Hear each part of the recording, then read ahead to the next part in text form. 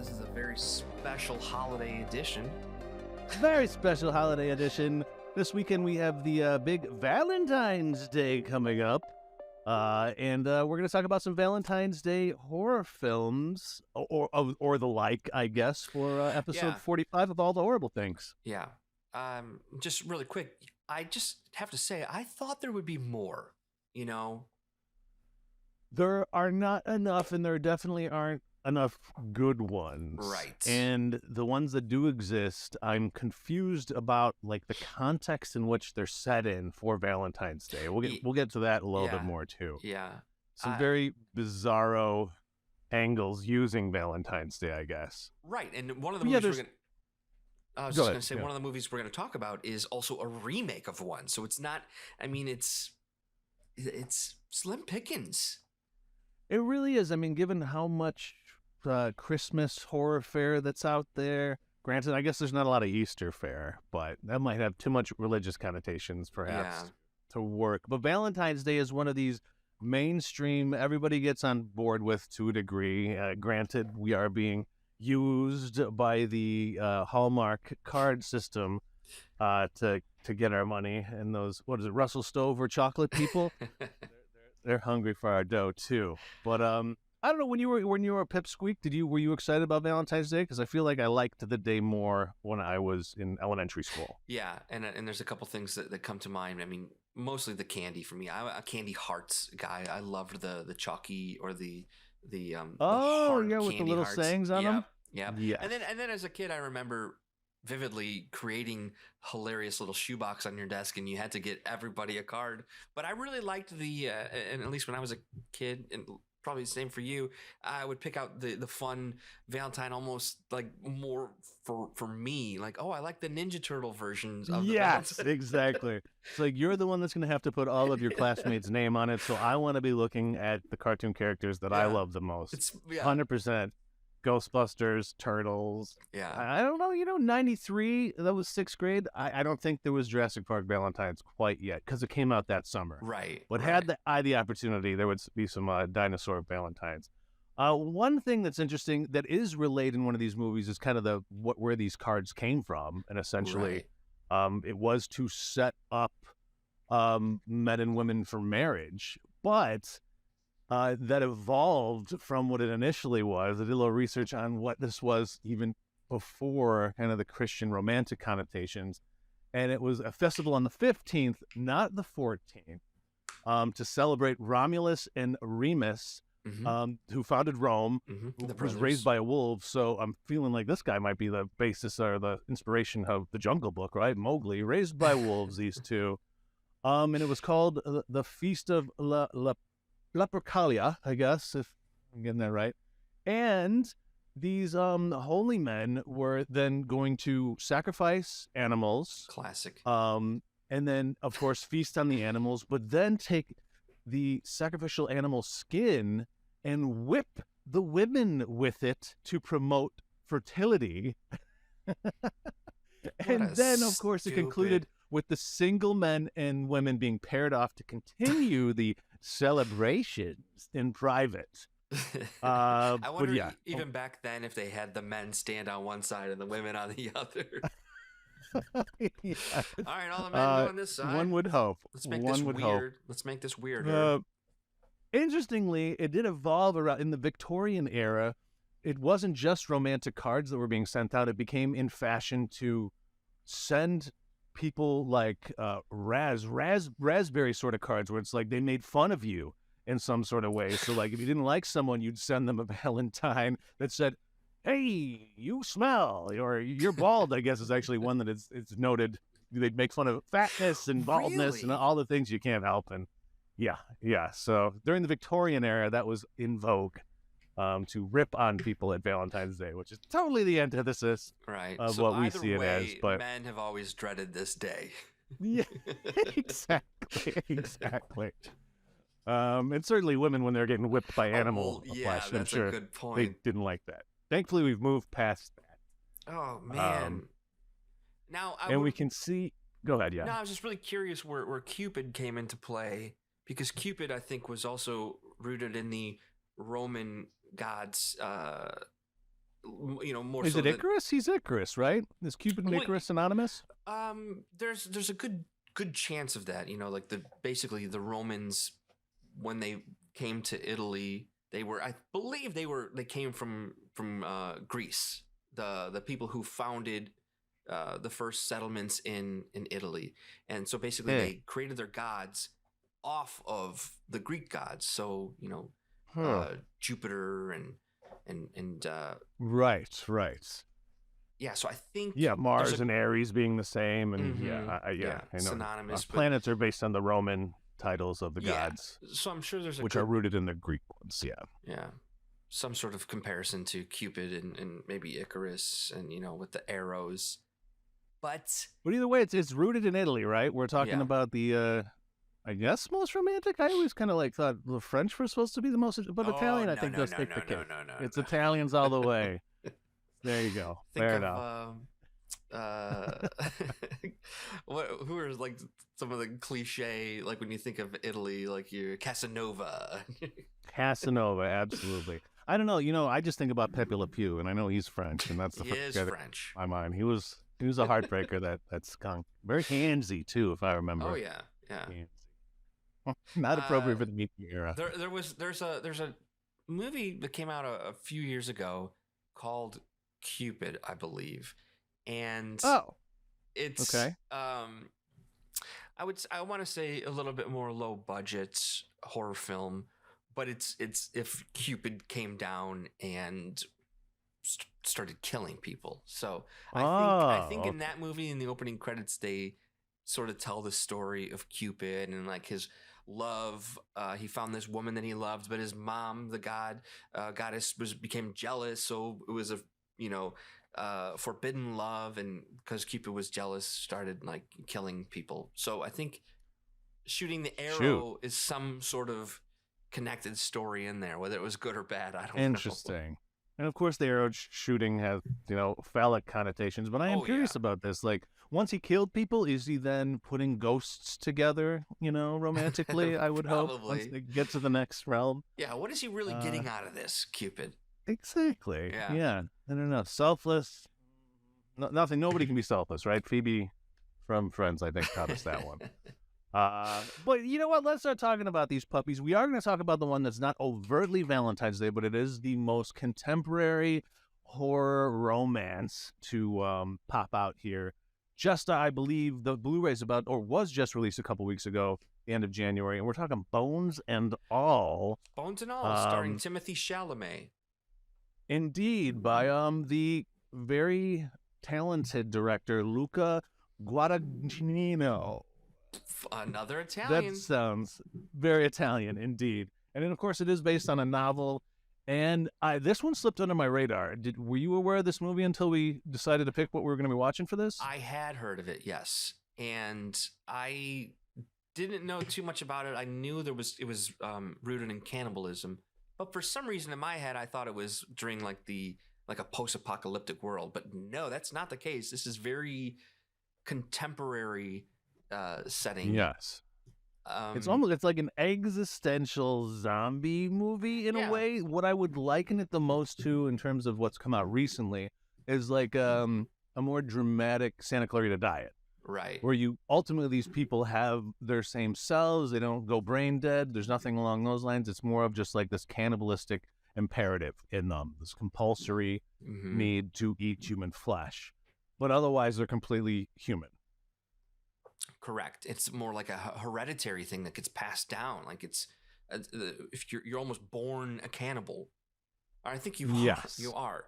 But I think you are too. But I don't want to let this slip. This director, Luca Guadagnino, I think it may be pronounced, is also the director of Suspiria, the remake of Suspiria from a few years ago. And there's a really great connection to the original Suspiria in this movie. Our main character, played by Taylor Russell, is looking for her mother. And she goes to this house, Mrs. Barnes, when she gets to Minnesota, the woman that she sits down with, that's the actor Jessica Harper, who was the original star of the Suspiria Italian movie. Oh, wow. I did Yeah, not so I don't know realize if that. he's just doing that like as an Easter egg for all of us, but I thought that was And there's another interesting tie to one of his old movies. The one that he's probably most known for is Call Me By My Name, yes, along those lines, which I think is where he initially worked with Timothy Tim. Chalamet. Yeah, And, of course, Armie Hammer, who is now most notably known for his cannibalism. that's true. What if that's where So Luca got the idea? he's like, you know what? I can hit this angle because I've worked with a cannibal, and Yeah, and I think I feeding could. him on set was really difficult. A Craft lot of services. extras mysteriously disappeared. Yeah, let's just say that Armie Hammer was not impressed with the craft services table. Yeah. So I mean, he's a really great director. I'm looking forward to see what this guy does in the future. There are some really starkly beautiful shots in this one too. Yes. If you don't mind starting from the top, I love this attention getter where we have these girls that are hanging out. I mean, we can skip past the whole piano stuff, but they're hanging out together, putting nail polish on one another. There's a great shot where they're underneath this glass table. Yeah, I love this scene. You're shooting through the glass table. You see the nail polish bottles like on top of it. It's just I'd never seen a shot from above to these two girls kind of just trying on nail polish, and then hit them with the hook. That was just, it's unforgettable. And I for a second I was like, oh man, this is going to be snoozy. And then let me put that finger in my mouth. what are you doing? Well, did you sense that there was any while this scene is playing out, I thought our main character may have had feelings for this other girl. Did you get the sense of that at all, or maybe she was just I'm not sure. I'm not going to speak to that because I don't think my mind was working on those levels quite yet at the beginning of the movie. Because I was trying to because I didn't really know anything going into it.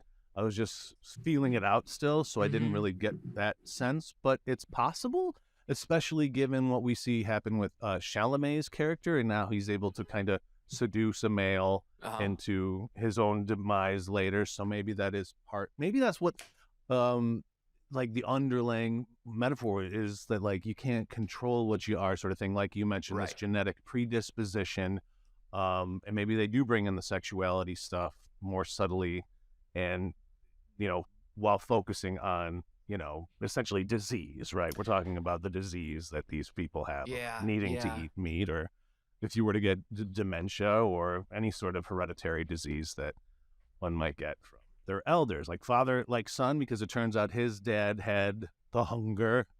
The eaters is what I like. They're called eaters in this, which I think is fun. And of course, her mother had it so bad that she ate her own arms off. She ate her own hands and bones and all. So our main character, Marin, you get the sense that she's a bit of an outsider. She lives with her dad. It doesn't look like they're settled into this home, which is a really mattresses on the ground. Yeah, really great detail.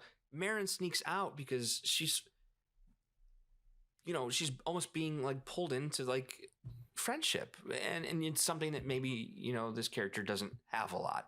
And then you find out why, right? Is you find out that she's got these uncontrollable urges. So she bites this girl's finger off, runs home. So graphically too. It's like, my brain immediately went to when you're eating the wingettes or whatever on a chicken wing, buffalo chicken wing, and you just like you slurp off all the meat off those bones. Yeah, that's what I saw. Like you grip it, the bottom of it with your teeth, and you just pull, and that's what she did to this poor girl's finger. And very graphic and very attention getting. Yeah. So she runs home. Basically, her dad is prepared for this because it's happened again, and it's like you did it again type of thing. So we got to go. And then 3 minutes. Yeah, and then you understand what her lifestyle is, what her father's lifestyle is.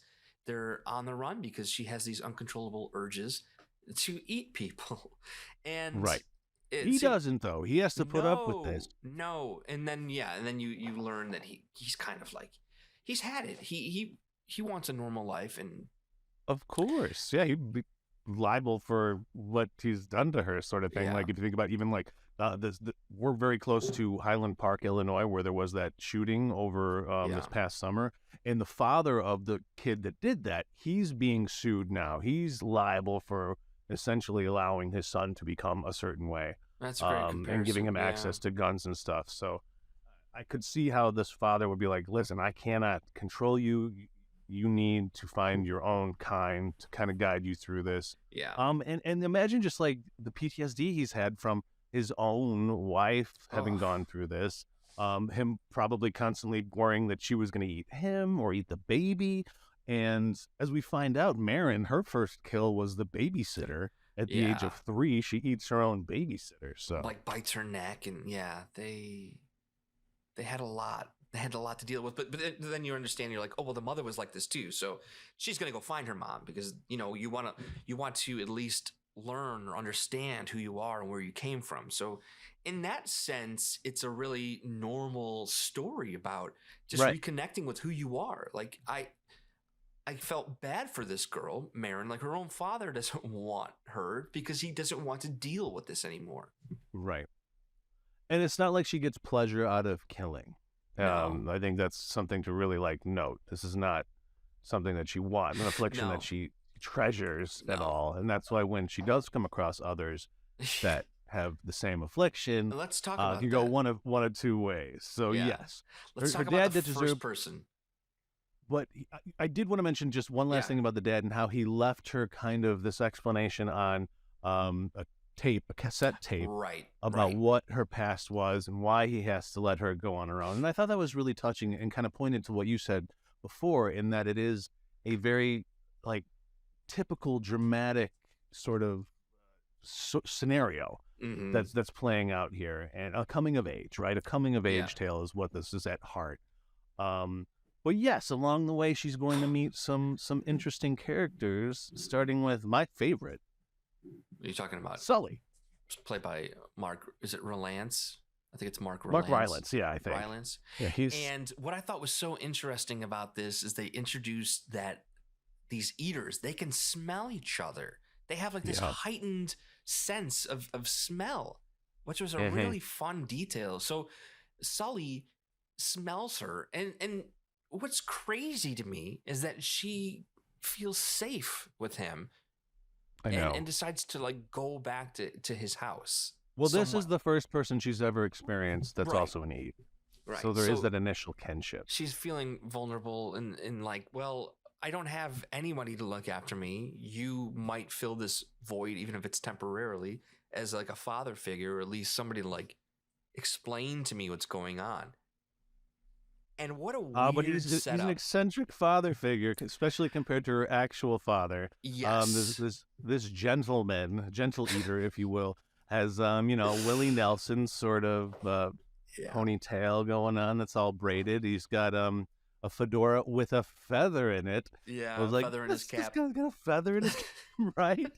If that's not a sign that something's up, then I don't know what is. Yeah, like a pipe. But we talked briefly about just Rylance and his chops as an actor, and he has such a distinguishable voice, very unique voice. But even though he uses that same sort of voice and cadence in all the characters I've seen him in, he is able to create such variant characters while still using that. I feel like some actors have to change the way in which they speak to really effectively create a new character. But he does it. He does it through physicality, eyes, especially facial expressions more than anything. What he does with his face with this character of Sully is amazing. Yeah, and it's worth the movie's worth it just to watch this guy do this character. Absolutely. And what we can talk about later is comparing what you just described, Mark's approach to creating a character, and later we'll talk about John Lithgow's. Oh God. Yes. But what I thought was really, really disturbing was that Sully's character, we learned that, he's been obviously doing this for a very long time, but he has a really interesting, disturbing way of keeping track of his stories. And I don't want to say victims because he doesn't look like at them as victims in his eyes. Right. But Right. I'm talking about the braid, this long braid that he keeps and measures just time with. Yes. He So essentially gross. cuts off the hairs of all the people that he eats. But I think it is important to note that what complicates this character even further and why Marin might be willing to hang around him is it's made pretty clear early that he doesn't kill people. He smells people dying Yes. and waits for them to die. Yes. So I think that makes him a little disarming enough for her to kind of like not run away immediately. Yeah. But you're right. The fact that his essentially, what is it, scrapbook is, scraps of hair tied together of all that he's eaten is horrifying, and it comes into play at the end so profoundly, and like you want to see what happens to him happen to him when you find out that final braid that he tied in there. Yeah. And that's why I didn't want to call them victims, because he's got such an interesting approach, or so we think, at least. This is what he's telling her. This is what he's telling Marin, that like maybe it is a way that he's able to bring people close to him is by making it seem like what he's doing is almost more natural than if you were to hunt someone down and kill them just to eat. And don't you think it's weird that he also keeps his own hair in a braid? Very strange, very almost perverse, if you will. Yes. Yes. Yeah. I think you might be onto something in that he is posing as a more delicate eater, if you will, or empathetic eater. Yeah. Especially given we know he, at the end, he ultimately kills and eats the sister of Timothée Chalamet's character, Kayla. We learn that the last braid on his rope is hers, and there's no way he smelled her dying.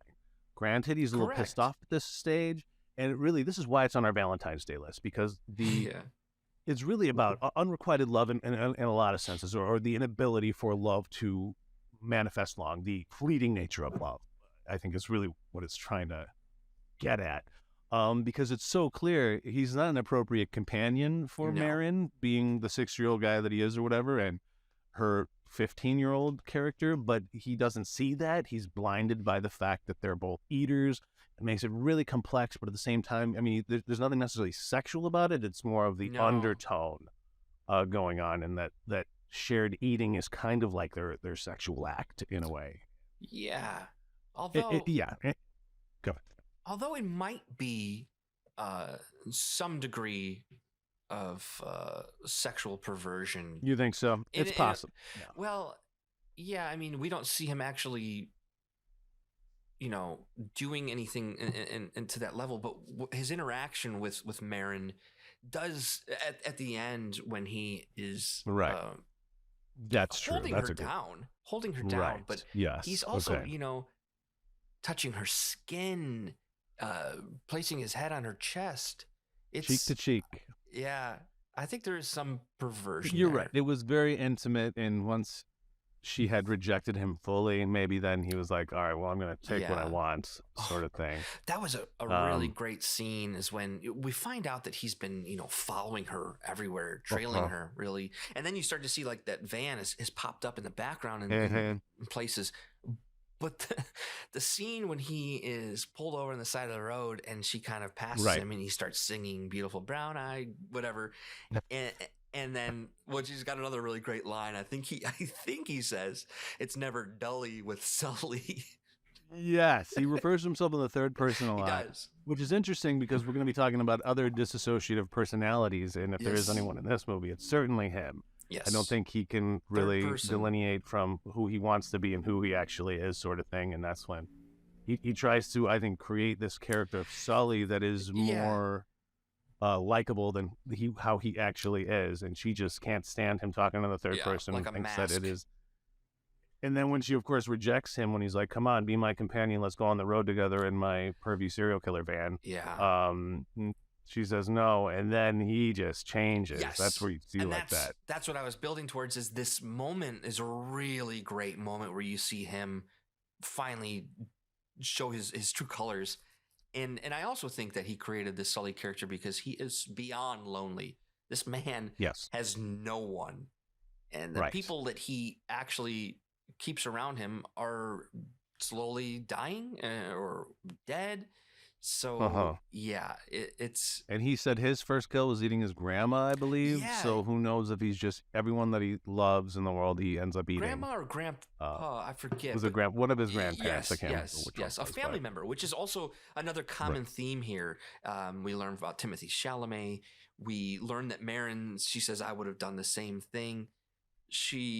It's uncontrollable, right? It's uncontrollable. It's also a way for these eaters to deal with their problems. Yeah. Let's talk about the next batch of. Okay, actually, after Sully, then of course she meets Timothée Chalamet's character, Lee. Yeah, Lee. So Lee is interesting in that he is not as seemingly altruistic in his kills, in that it seems he picks his victims based on either they don't have connections to the world, or in the first case where it's the woman that kind of was wronging at the supermarket. So he kind of picks people that kind of have it coming, I guess, or they can be forgotten, Yeah, ways for him to justify it. Right, yes. He doesn't just kill randomly, and he's not going to kill somebody that doesn't deserve it, but he needs to eat. Right. So he's kind of like in this amorphous zone of, okay, good and bad. She's, of course, trying to traverse what direction she's going to go with this. Does she follow the likes of Sully, where it's more of a passive, or this passive-aggressive thing that's going on with Lee? And then, of course, when they do kind of combine together, then they meet the aggressive character, played by another phenomenal actor. Stolberg, I believe is his name. I'm trying to remember. Also, the cameos are great in this movie, but the other actor is David Gordon Green, the director of the Halloween movies. Right. And obviously, the upcoming Exorcist movies. And he's one of my, in terms of dark comedy, he's my favorite director. You know what I mean? He's the brain behind Eastbound and Down and Vice Principals. Some of his and earlier films, Righteous like Gemstones. All the Real Girls. What's the Mall Cop one? It's not Mall Cop, but it's a better one with Seth Rogen. Protect and Serve or something like that. Yeah.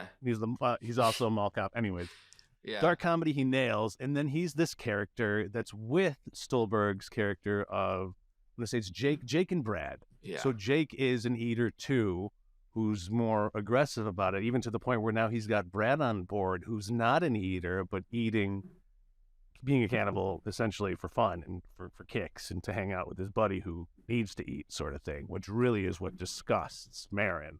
Right. That a real person would be willing to do what they have to do. Yeah.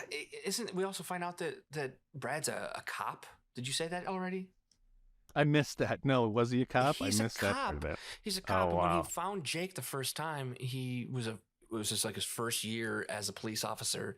And so clearly he had no interest in actually doing anything as a police officer, because he finds Jake, sees him eating somebody, and basically like, hey, I'm into this. Also, well, that looks fun. Yeah. Also in a weird way there's no actual sexual, it just feels the way he's watching him eat another man. It seems very like, I don't know, sexual in like I see what you're saying. There's like there's a voyeurism that he's then a voyeur, pushing through to become a doer. Yeah, I could see that. There was a very strange relationship between those two, and to see Stolberg in that like super hillbilly overalls with that dirty long hair. There's a character we haven't seen him do, and I don't want to give short shrift to him compared to Rylance, because I do feel like Stolberg is also somebody that is like one of the better actors out there right now. Yes. Character actors, rather. That just nails every part that he does. So they get out of there. They're kind of disgusted by these guys. They hit the road, and that's when you said she finds her mother finally in Minnesota, or her mother's mother, who's not biological. She was adopted. Her mom was adopted. Right. By this woman that you said was lead in Suspiria. Yeah. She was good too. That's what I think was so amazing, is this director is able to bring these really great actors in for such little small scenes, but they're made so three-dimensional immediately. I felt like, certainly compared to anything else we watched, every single character, you got a sense of who they Oh man. were even before the movie started and where they might go after Yes. it completes. I got to give him credit for his ability to create a characterization. Yes. Because as you noted, the plot is fairly mundane in its nature, and a road trip to find movie. Yeah. relative, essentially. Yeah. But the Bonnie way and that he's able to Clyde-esque, just, you know. yes, there was a review out there that said this is one part Bonnie and Clyde meets Let the Right One In, which I thought was pretty. Yeah, that's pretty accurate. That makes a lot of sense. Yes. But I guess, should we just jump to like the payoff? Is there anything else you wanted to mention about the I don't think so. the middle zone? I thought it was really kind of creepy that Marin's mother, played by Chloe Sevigny, brilliant actor. Oh wow. Doesn't have words. Never seen her not have lines. Seriously, her arms are missing. She's in the corner of this room. She had anticipated that her daughter was going to eventually seek her out. And then there's this letter is basically like, sorry, but this means like your father failed you, and now I'm going to help you by killing you, eating you. Right. Yeah. Oh, yeah. terrible. It was poignant, though, Yes, absolutely. Toxic relationship between one and their parents can just like set you up for who you are for the rest of your life, sort of thing. Right. Like, again, the characterization and the backstories of all these characters that are so fleeting in the actual film is just so well done. And Chloe, without words, is able to do so much with that you're absolutely right. Yeah. So our end is Romeo and Juliet-esque, I would say, with like a twist sort of thing. Because she survives, but unfortunately, in their tussle with Sully, Mark Rylance's character, who I think we all knew that he wasn't done. I'm kind of jumping a big part here. Is that they do eventually agree that they're going to live a normal life, not eat people. Right. So they're trying to do the right thing there for a while, and I think it lasts for like a year or so or whatever. Yeah. Well, they and quote, they say we'll be people for a while. Right. And of course, that comes crumbling down when their past comes to haunt her specifically and him in the end, with Rylance demanding he get what he wants. And it's revealed that he killed Chalamet's sister and now is there for her. She's going to be his companion, whether he likes it or not. Chalamet tries to save the day. Lee tries to save the day. In process, gets stabbed in the chest.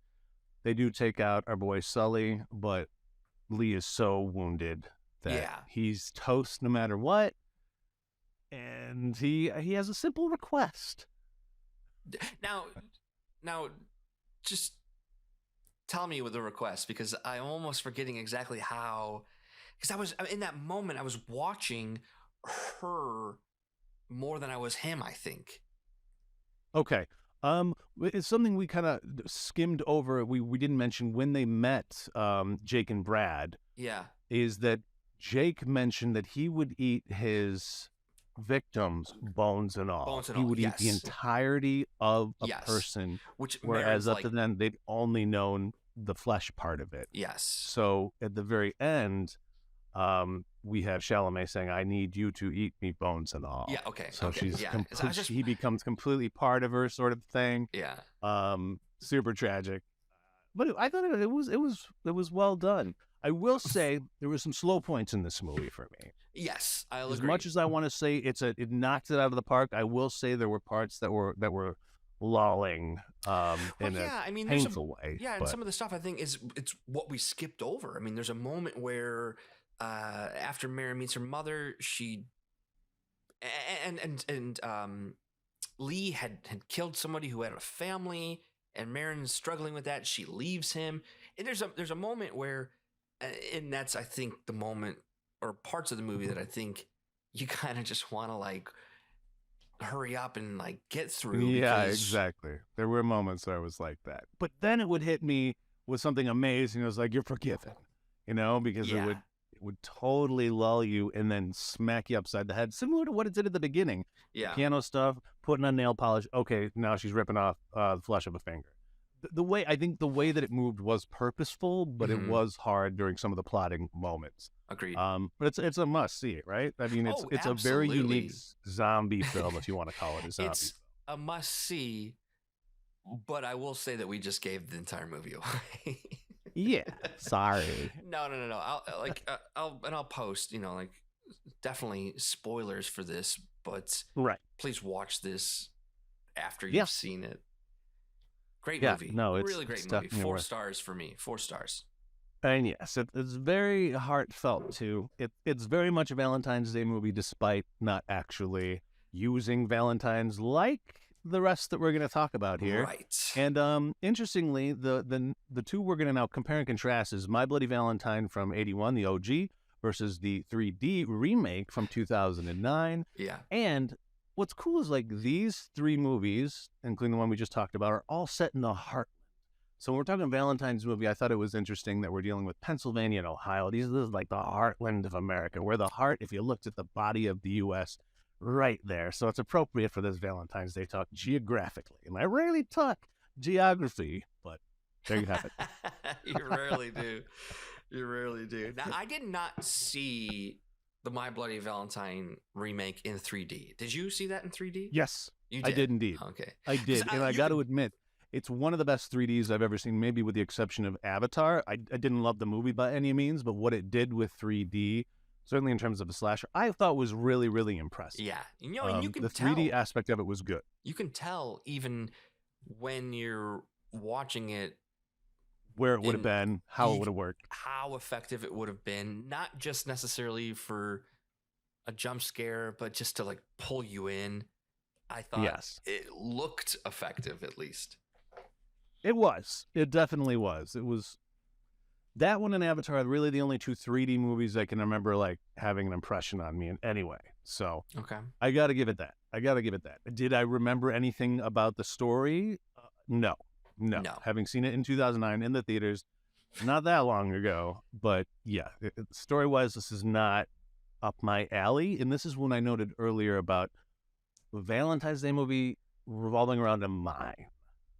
I struggled with how those two connected, I guess. Well, here's how I would argue that is that I thought the original did a lot better, or did a better job of connecting Valentine's Day than the remake does. And I agree. The remake kind of just plucks the things it wants to from the original. Yeah. The original takes place in a town called Valentine's Bluff. And they're getting ready to put on a Valentine's dance for the first time in a long time.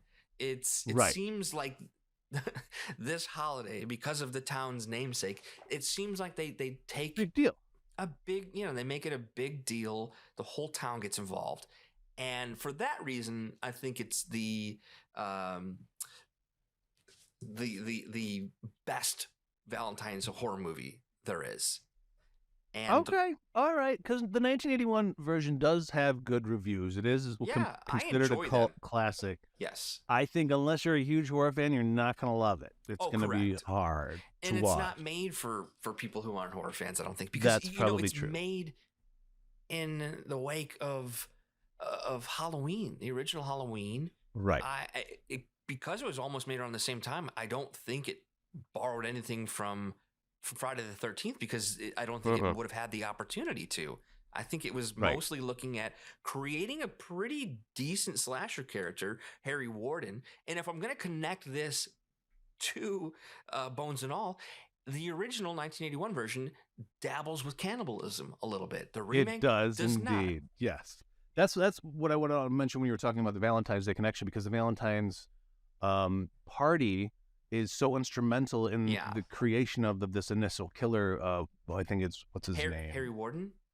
Harry Warden. Yeah. So ultimately, the guys that were in charge of venting the mine didn't do their job. They left early to go to the Valentine's party, which ultimately caused an explosion down in the mine. And that's when Warden has to resort to eating his fellow friends, miners, to stay alive. That makes him deranged. He comes back a couple years later and kills the two guys who abandoned their posts, essentially, to go to the Valentine's Day party. So this character is really motivated by Valentine's Day in a way maybe in the movie Valentine, which we'll talk about next, is, but I say more so in this one, in that it makes more sense. And it makes more sense. The character now has a motive to not want this dance to continue. Now, in the remake, the whole really plot, I guess, which is tossed out really quickly is that our main character has the opportunity to sell the mine because his father owns Right. it. But then Yes. maybe like 15, 20 minutes into the movie, he's like, I'm not going to sell it anymore. So Yeah. I thought that the driving moment for that, I thought was a little bit thrown out in the original movie. I agree. You've got a really great reason and motive for this killer. Completely agree. That being said, in the way that I like the newer movie better is that there's more manageable amount of characters. I felt like there was way too many characters in the first one to kind of keep heads and tails of all these minor dudes. Yeah. The guy with the mustache really sticks out, and then of course our two main characters, Axel, and I can't remember the name of our lead. Sure.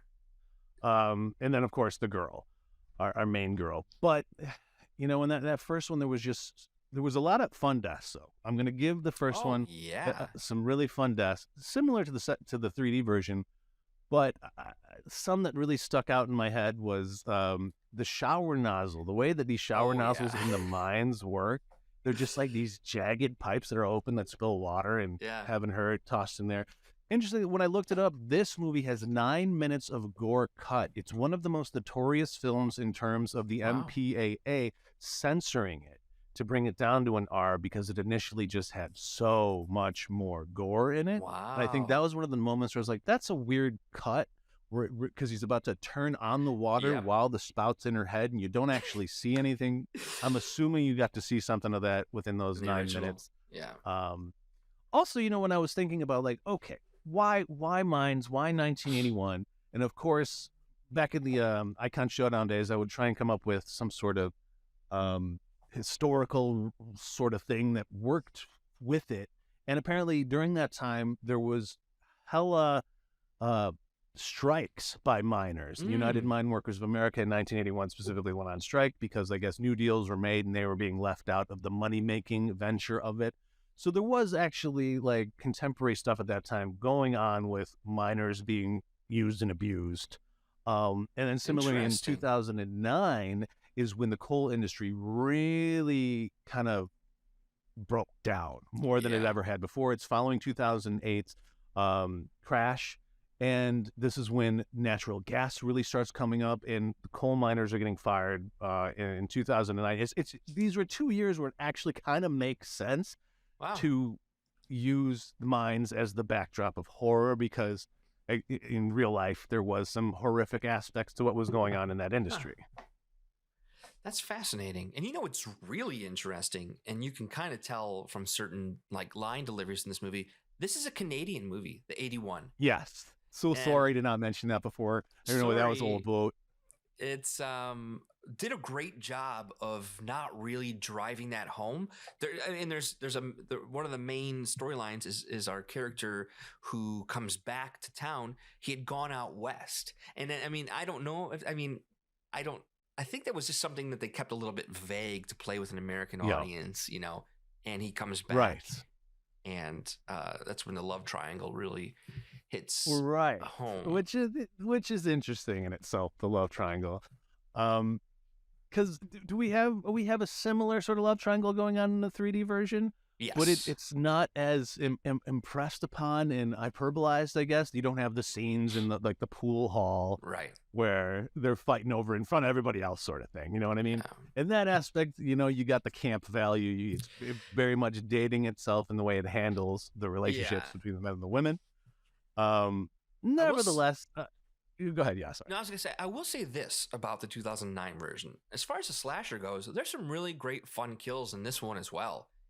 Absolutely. The thing that they didn't do well was the digital blood here and there, but I kind of let it slide because there are enough scenes where they use some practical blood as well. Yes. Yeah, I mean, the first kill in the new one, in the 3D one, with the shovel through the mouth into it, and then the top of the head kind of slides down. Yeah, the graphic was a little cheesy, but it was a fun kill. Still effective. The new one borrows the best kill from the 81 version, which is somebody in the dryer. And then when you open the dryer, they tumble out. And they're just like heated mush sort of thing. The kills are fun. I mean, it's I could see why it is considered like one of these classic slashers. Certainly the first one, and I kind of understand why this one didn't make any money in 2009. It did not meet its budget at all.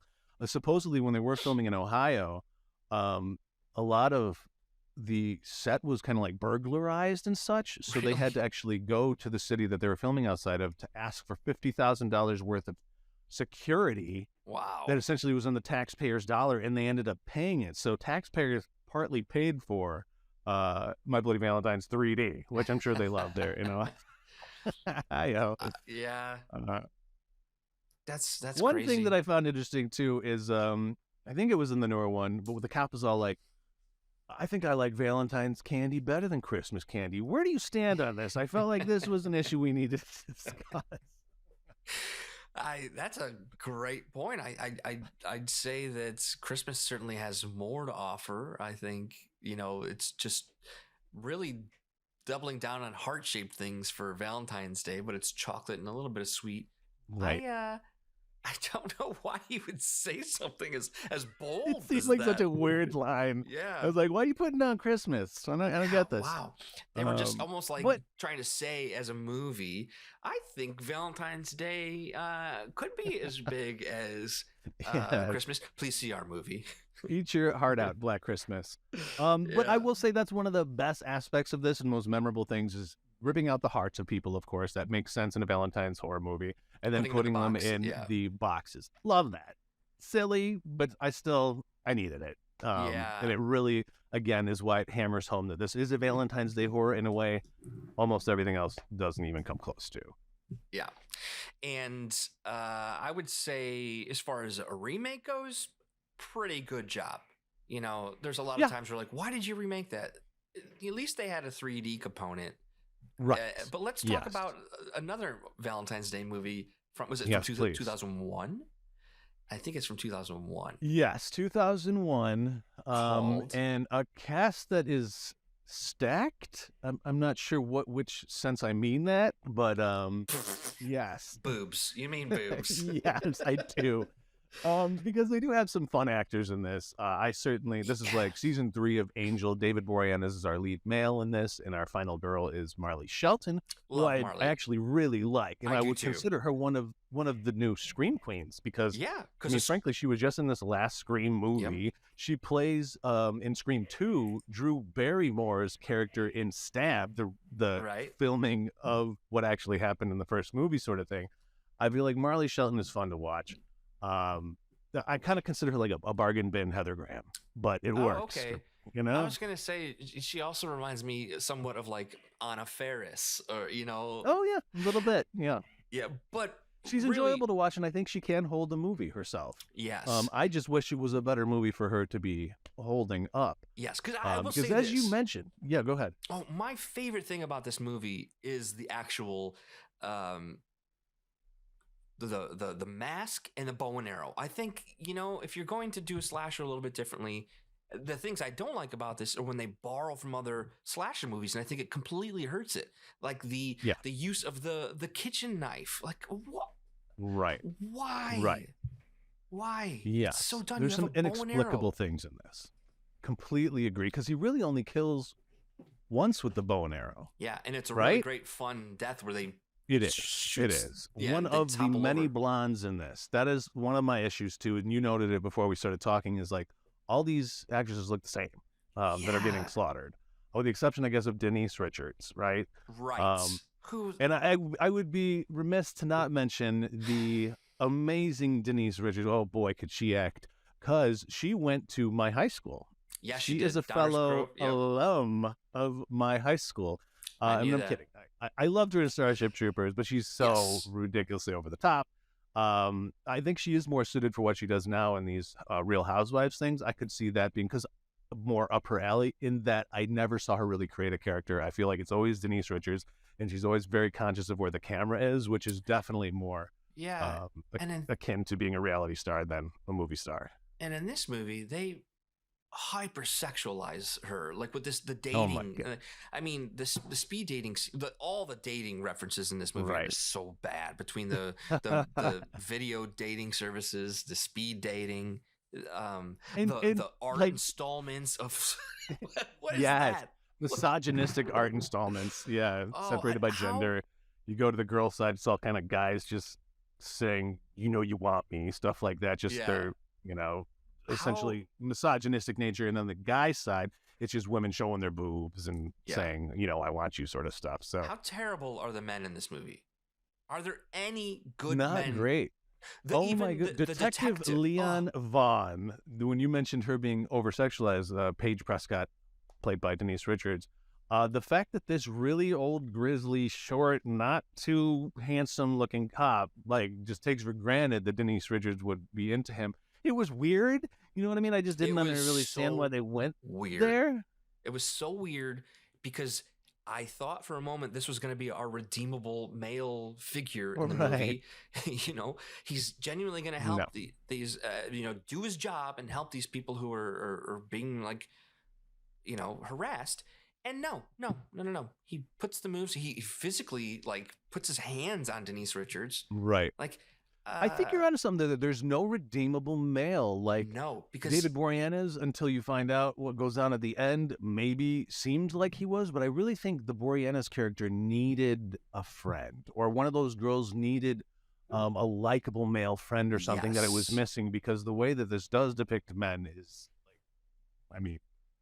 horrible, accurate to a certain degree, but at the same time, I'd like to see one redeemable dude. Yeah, that's all I'm asking for, is at least one redeemable character. But for them all to be so friggin' terrible, let's talk a little bit about one of the opening scenes where Katherine Heigl, maybe one of her earliest...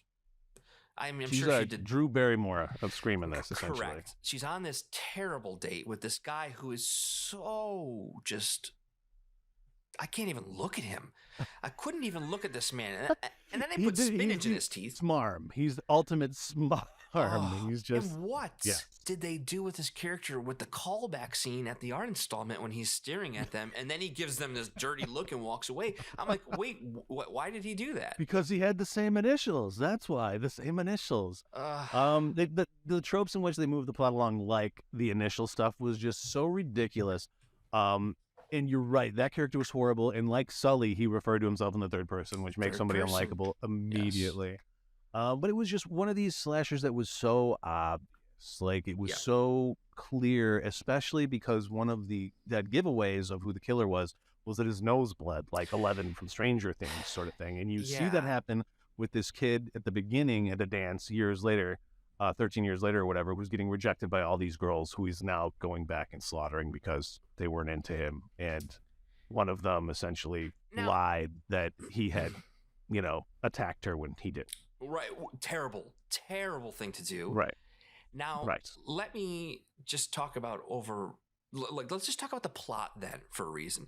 Because for a second, because the plot here is that this guy, almost like your Carrie, who, just everyone is like, oh my gosh, so terrible to him. There should have been some sort of redemption for this character, and there's not.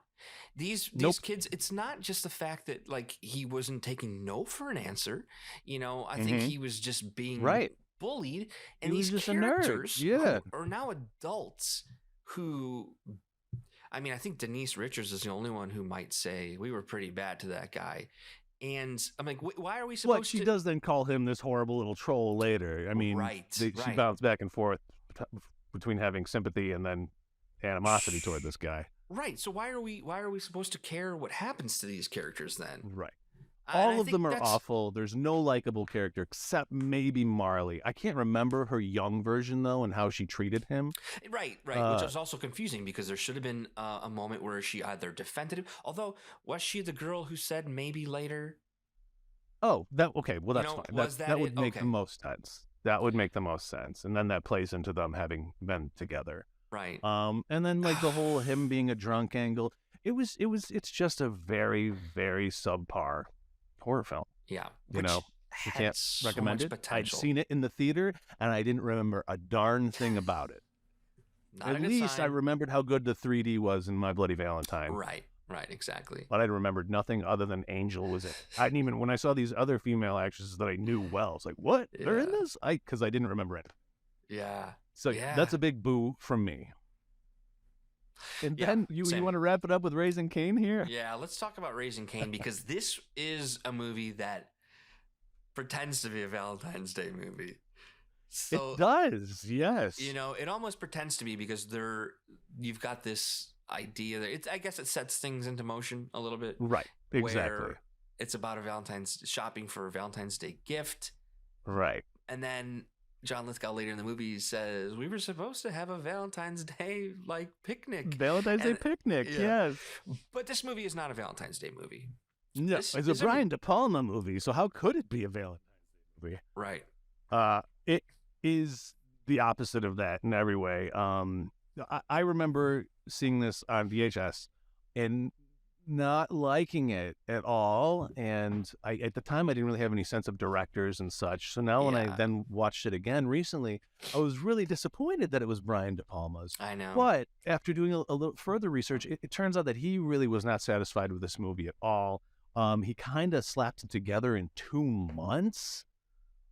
Which is insane. The shooting was less than 2 months for this movie, and I guess it had been 10 years since he'd done Suspense, so he was kind of rusty at that. He didn't even want to do it at first because he thought that going back to Suspense would be going the opposite direction in his career, which I found weird. Do you think mixing up genres actually affects where your career? I thought that was strange of him to say. No. I didn't get that at all. But it does have one redeemable quality.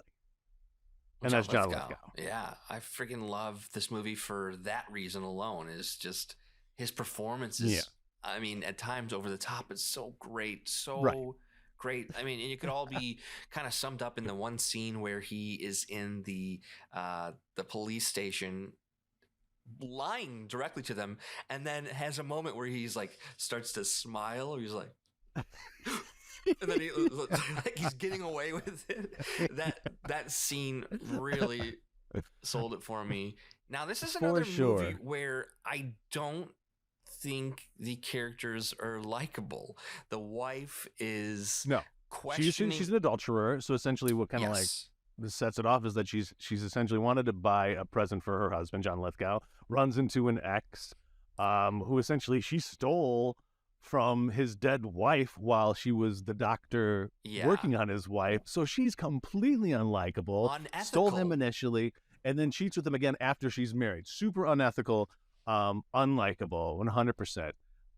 And she's egged on by her friend at the park. Don't do what I'd want to do. He sure is handsome. Yeah, for a moment that friend was like, you can't do this. You've got the perfect husband. And she's like, really? The perfect husband? He takes too good care of our daughter. Yes, exactly. Right. He's too good of a father where he's studying her. And then she goes down this. And the character even calls her out on it. The friend's like, are you just trying to find ways to not like your husband? Because that's terrible. To get with, it definitely is. Jack Dante is her ex, who's back in the picture now, who she goes off into the woods and decides to get it on with. Not just the woods, the park, and there's kids nearby. The woods adjacent to the park. Right. No. They are, woods, but it was, really close to where families are playing. And they're exactly. Wholly inappropriate. Rolling around in the leaves, literally. And I do like certain moments of how the story is a little out of like non-linear, where it's told a little bit from like a couple different point of views. I struggled with that, honestly. It did at first. Yes, absolutely. I was too. I'm like, wait a minute, we're going back to the park, but then it does tend to make sense because we're seeing it from his different point of like different, personalities. Right. I still found it really, really hard to know what was happening when in the first half. And I think that's why I mentioned he didn't like the way it came together. There was a fan who recut it. I heard this. I heard about this. And made it work so much more smoothly where there is way more coherence, I guess you could say. Yes. And on the Blu-ray re-release or something, they have both versions. They have the fan recut. Which I'm curious to. I don't know if I'm not going to watch this ever again, no matter how it's cut. Honestly, I might revisit it to see. You would? Okay, I would. Right. I would see. This movie has a lot of 90s feeling cinema to it. Yeah, that I like it the does. 90s That's thriller. true. And I definitely heard that they had released this fans cut on I don't know if it's Scream Factory or Shout Factory. I would do it. I would try it again. That's bold and brave of you, sir. Yeah. One thing we can be grateful, though, so that we can talk about it today, is it was initially supposed to be called Father's Day. Whoa. So we would have to wait till June to talk about this. But obviously it changed. Because I guess like he was married to Gail Ann Hurd, who's like one of the mega producers in Hollywood at this time. She was married to James Cramer, and she's produced some of like the biggest action suspense blockbusters of the 90s and early aughts, and even was a big producer on Walking Dead of late. Yeah. So part of why he kind of half-assed this is because he wanted to do something close to his home while his wife was pregnant. And he saw a playground, I guess, and that inspired him. I wonder if I could set a suspense at a playground. That's a tough, jump from what we've seen in Raising Cain from that, So yeah, but I guess if you look at the park and you think, what is the worst thing that could happen, is like a kitty snatcher. That's there, That's a point. Yeah, and the way he sets up Jack, I thought that was interesting because it seemed so weird when he was peeping Tomming on them while they were in the woods. And then he took the coat, used the coat to kill somebody else. The blood was on it, put her in his trunk. That sort of stuff was decent. But as a whole, I will say I had a problem with how fast they released Jack Dante. One moment they arrested him. He's got all this stuff pointing against him, and then the next moment he's sitting on the other side, with the wife in the not interrogation room, but the whole scenes set in the police station were so ridiculous because there's one moment where the cop calls to verify something with another cop who's literally across the hall. You can see him pick up the phone, hello, and they're talking to each other through like a hallway with glass pane. Absolutely silly. Don't know why that happened. And I think the only reason they do that is so that they then in the next scene can then look over the shoulder, which is there's something. I don't know if this is Brian De Palma's cinematographer for a lot of things, but there's a really great shot of that retired cop over his shoulder where it was well framed, but I think that's the only reason they justified.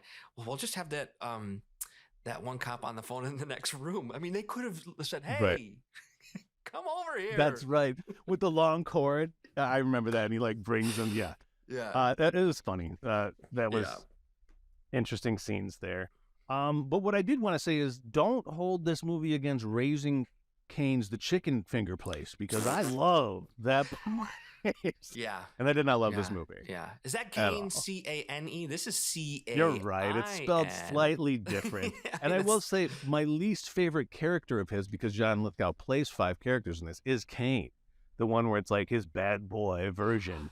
The scene where he essentially drugs the mother, and then Cain first pops up and he's wearing sunglasses. He's smoking a cigarette. He's got Elvis sort of hair. That was his worst character. That really, I remember even as a kid remembering that scene and being like, this is a bad movie, because it just... I mean, it's never good when... and John Lithgow is a fantastic actor. Absolutely. When he does the kid, when he's the young Josh, as the kid, amazing. Even Margot, really, really good. I thought he was decent as the dad from Sweden or whatever. You don't see a lot of him. Yeah. It actually, the dad turned out to actually be alive, which I liked. That was an interesting because you weren't sure about that. Yes. But oh my goodness. I'm sorry, go ahead. I got to mention one ridiculous scene. I was just going to say, but when you have to, it's almost insulting to say, John Lithgow, what we're going to do to determine that this is a different character is put sunglasses on you and just comb your hair a little bit differently. John a little Lithgow curly Q. should have been like, I got this. I can do this. I'm playing 5 characters in this movie. You're going to put sunglasses on this one and a cigarette? Come on. And a leather jacket. Come on, Brian. Which, no matter what, the way John Lithgow looks, he would never adopt that look. It was just ridiculous. That's why I think it was so jarring. Yes. Yeah. So at the climax, she's trying to get her baby back. We learn that the dad's alive. And then...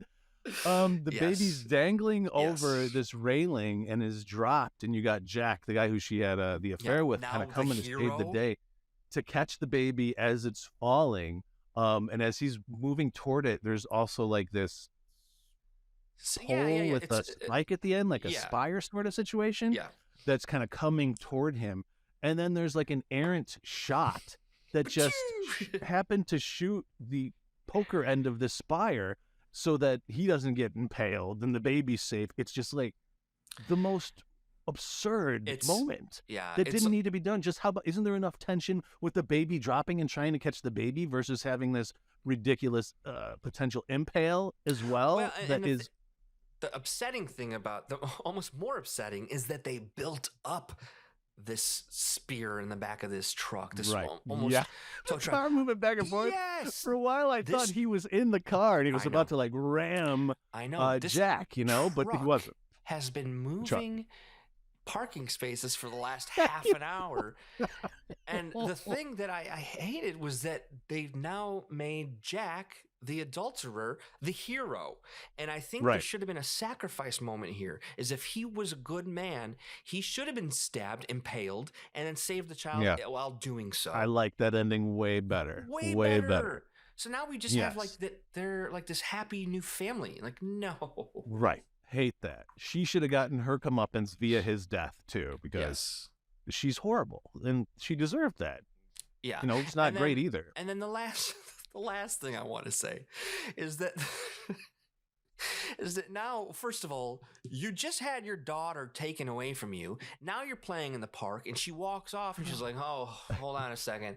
I've got to, how about maybe watch your child a little bit better? Because you know what you just did? Talking to that same friend mother, and she just doesn't care that the kid wanders into the park. Right. You just lost your child again.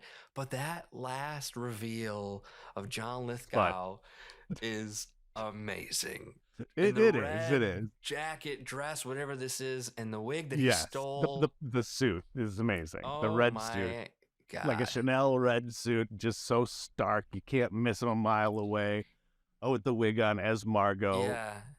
Great ending. Ending. To almost borrow from a John Mulaney joke where he talks about he was describing this man in a wig once, and he says, that's the version of a woman in a Far Side cartoon, you know, like a man in a wig. So that's completely fine if now Jack or Kane is Margot is now this female character, but how about maybe a little bit more subtle than this lady in red look that you've got going on? Right. It was You're silly, supposed to be but on I the loved lamb, it. dude. You're on the lamb. You went to the Well, same park. Yeah. No, she's unforgivable. I don't love that actress either, to be honest with you. No. Not my favorite. Well, just really quick, a philosophical question based on this MPD. How should he be held responsible for something that one of his other personalities does? Should he be in jail? Should he go to the psychiatric hospital with a chance of getting out, as is relayed? Or where do you stand on that? I don't know. Here's where I stand. And the police in this movie treat it as a catch-22 or like a loophole in the system where like, you better hope that they don't plead insanity, because then they'll just go to like, no, that's exactly what needs to happen. This person who is again suffered by the hands of their father, of his own father, horrible trauma. Father created this monster with these different personalities. This person does not need to be in prison, but needs actual help that maybe one day can live in society where they're just one personality again.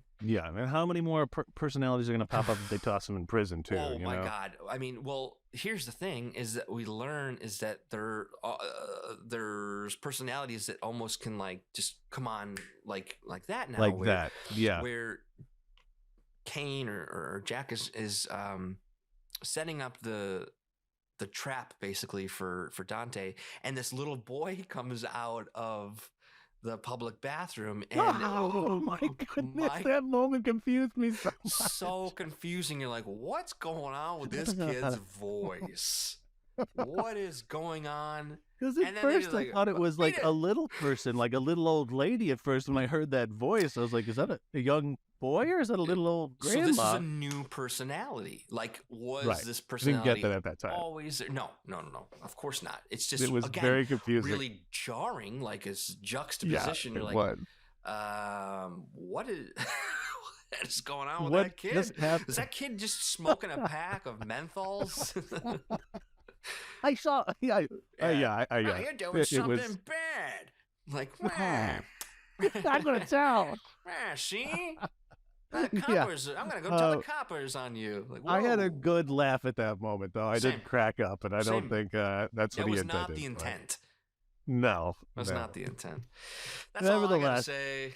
That's pretty much all I got. So thanks for listening to our Valentine's Day special here. We hope you get all the smooches and preferably Christmas candy for Valentine's Day. But recognize that Valentine's Day isn't necessarily the safest of holidays. So This is true. So stay alive.